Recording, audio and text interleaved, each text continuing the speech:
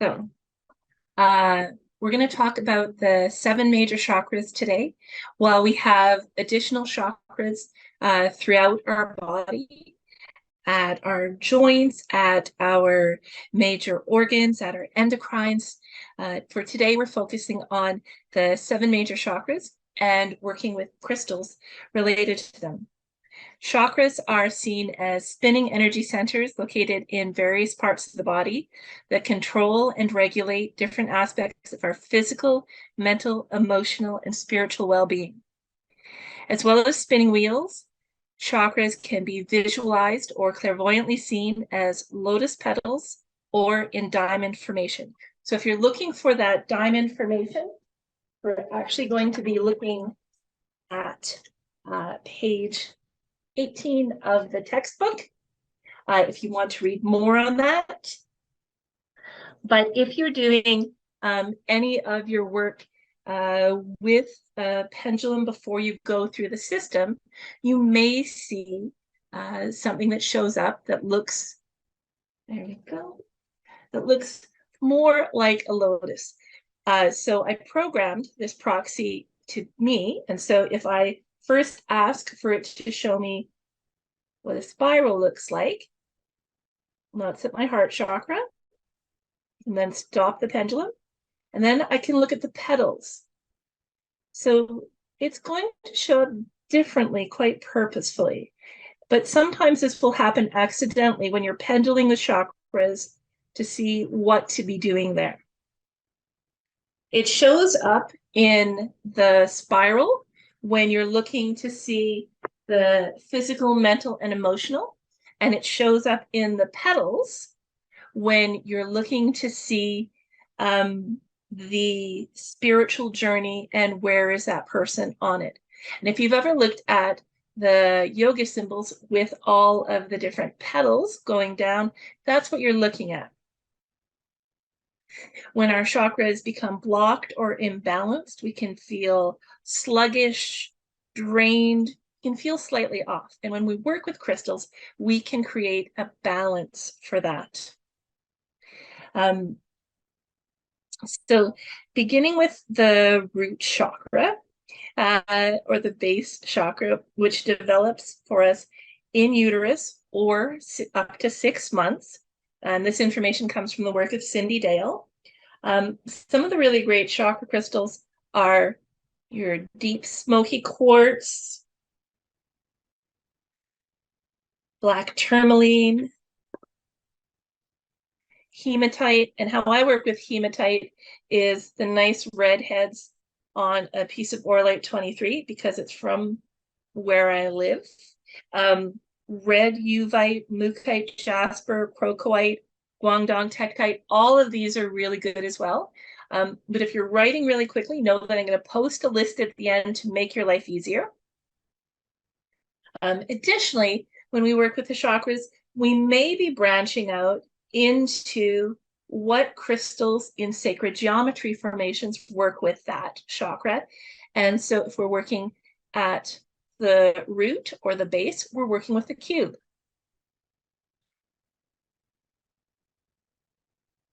Our second chakra, or our sacral chakra, develops from 6 months to 2.5 years.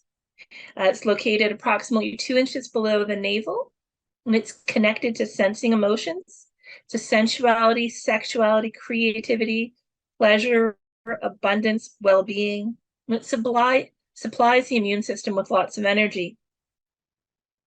Madagascar carnelian is a really nice stone, but you may have just a regular carnelian. Tangerine quartz, also lovely, which you may also have in your kit, because of how it works with rebuilding your chakra system.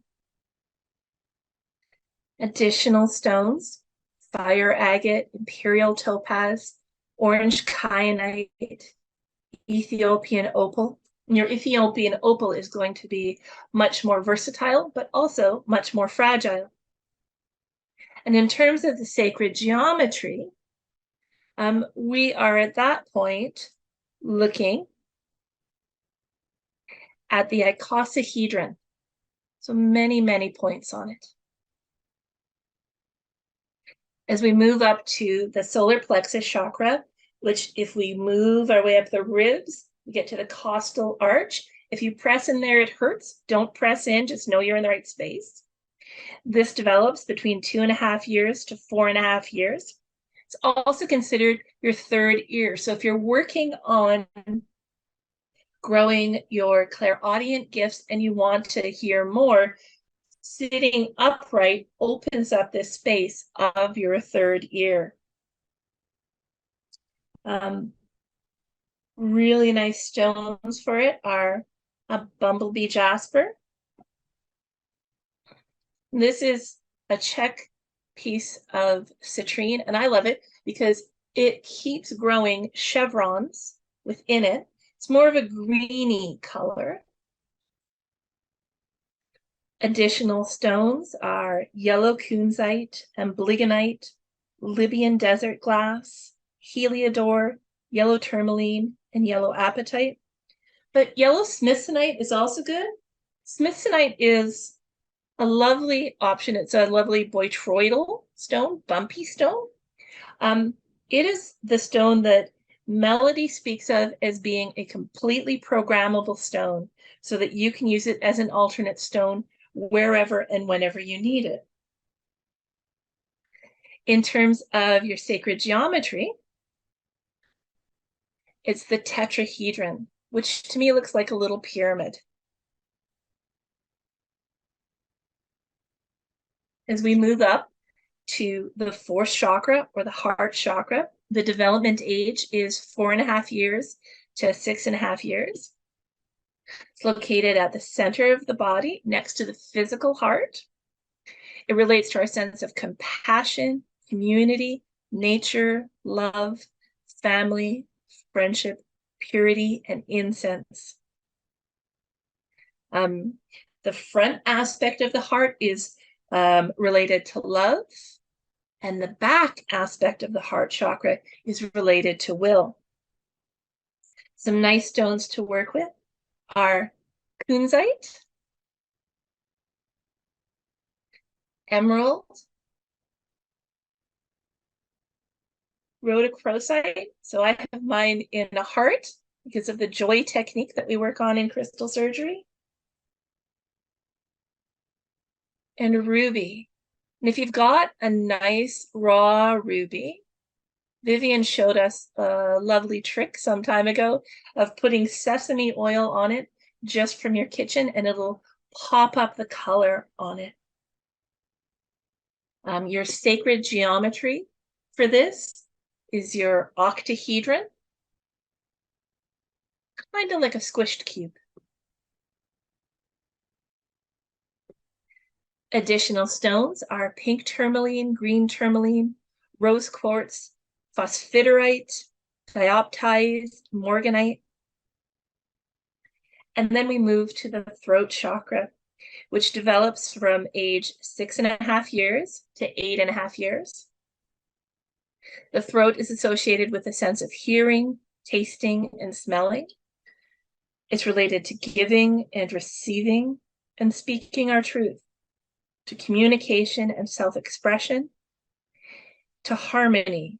It's connected to our clairaudience, our clear hearing, and clairgustance, our clear tasting. So when we're clear tasting, we are tasting things that are in our field, but that we do not physically taste. Stones that are really great for it are aquamarine, which you may already have if you're doing gridding for change. Larimar, which is a lovely stone of protection. And then kyanite. And kyanite is kind of a fun stone in that if you've got a piece of blue and black kyanite together, or if you got both of them separately and you wear it as a pendant, it can be continuously balancing and rebalancing your chakras throughout the day. The traditional sacred geometry that goes with this space is the sphere. Mine is very tiny for this. If I used one of my larger spheres on the throat, you'd physically feel that indentation, and that's never something comfortable. Additional stones are blue lace agate, blue topaz, chrysocolla, angelite, celestite, aqua aura quartz. The sixth chakra, or the third eye chakra, we put our finger across our eyebrows and then put our other finger center of the forehead. That is where your third eye chakra is. We have additionally 8 individual third eyes, but that is the third eye chakra that we're referring to. And that chakra develops between 8.5 to 14 years. It is associated with a sense of sight and intuition, so clairvoyance, clear seeing. It's connected to magnetic forces, with dissolution of duality, memory, realization, imagination, and discernment.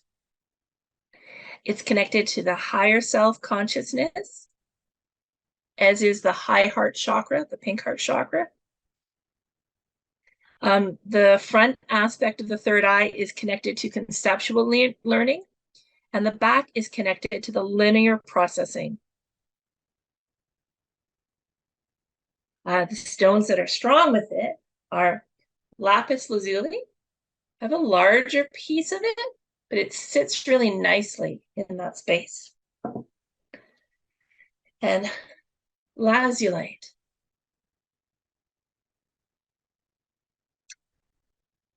And then blue sheen obsidian. Additional stones are blue tourmaline, tanzanite, blue kyanite, blue uvite. And the seventh chakra, or the crown chakra, develops between ages 14 and 21 years. It's located at the top of the head and is represented by 1,000 petals. It's associated with the experience of direct knowing or claircognizance. It's related to the integration of personality with spirituality, spiritual bliss, beauty, harmony, and the individual consciousness connects with the cosmic consciousness here, the Christ consciousness. It is also a space of channeling. And if you do work at the solstice with sunseed and moon pearl, this is the space that you're connecting with. Danburite is a really nice stone for it.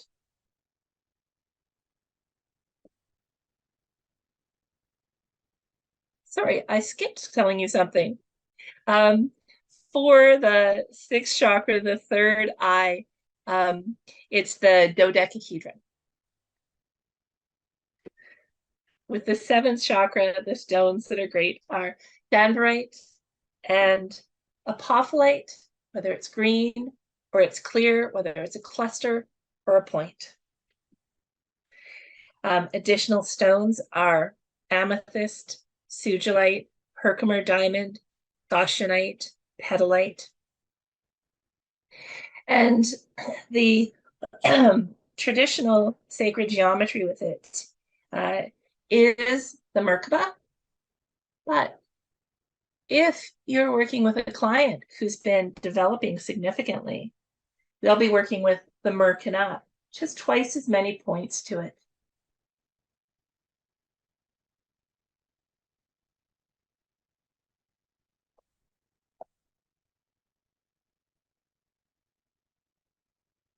Let's assume that you don't have all the stones you want.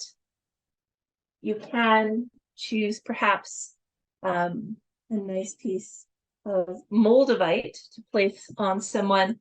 And then if you want that energy to run throughout all of the chakra system,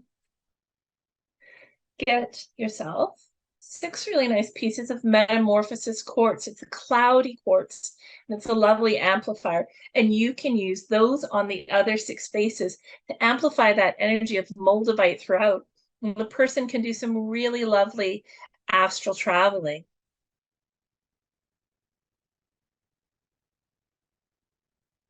There's also a dealer who makes some kind of interesting pieces where there's a very thin slice of crystal on the bottom, and then the rest is metamorphosis quartz.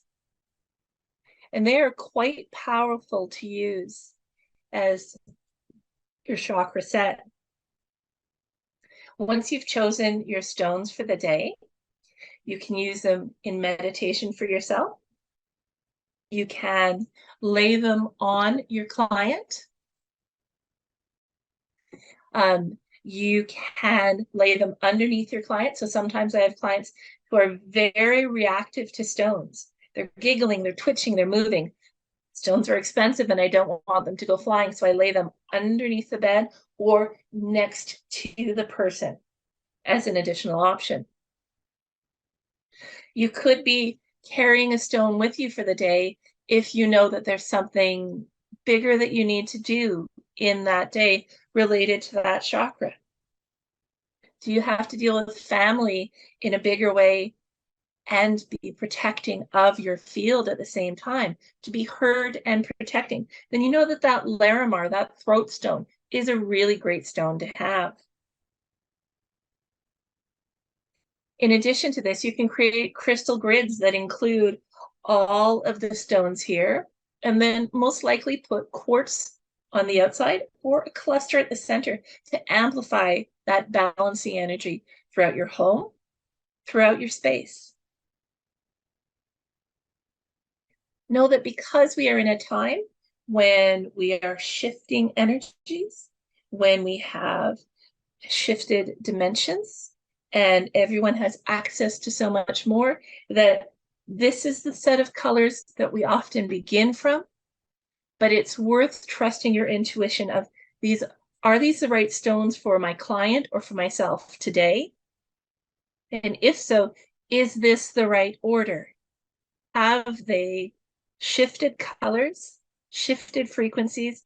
Do they need something more, something less? Or if they're feeling fragile, that danbarite, on the days when I'm having a rough day, it can feel like it's burning its way through my skull. So I'm going to choose an alternate stone instead. Right, I'm running on time. Hey. So I'm just going to check and see if there's any questions that I can answer. To say, what two stones continuous? Oh, the two stones that continuously balance and rebalance the system are black and blue kyanite together. So you could Can you get please type that? Yeah. All right. My internet is going in and out, and when you answered, my internet was going out. Can you type that? Mm-hmm.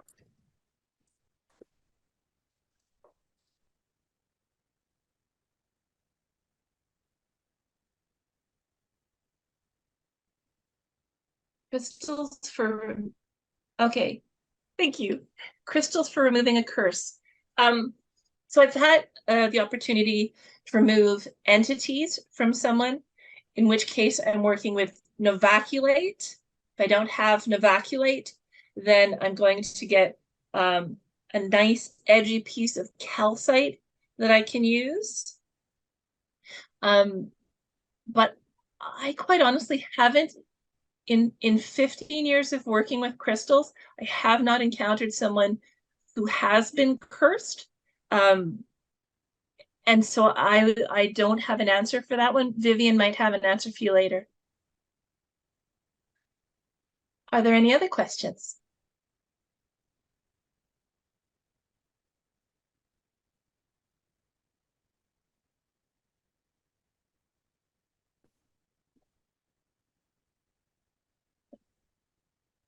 Okay.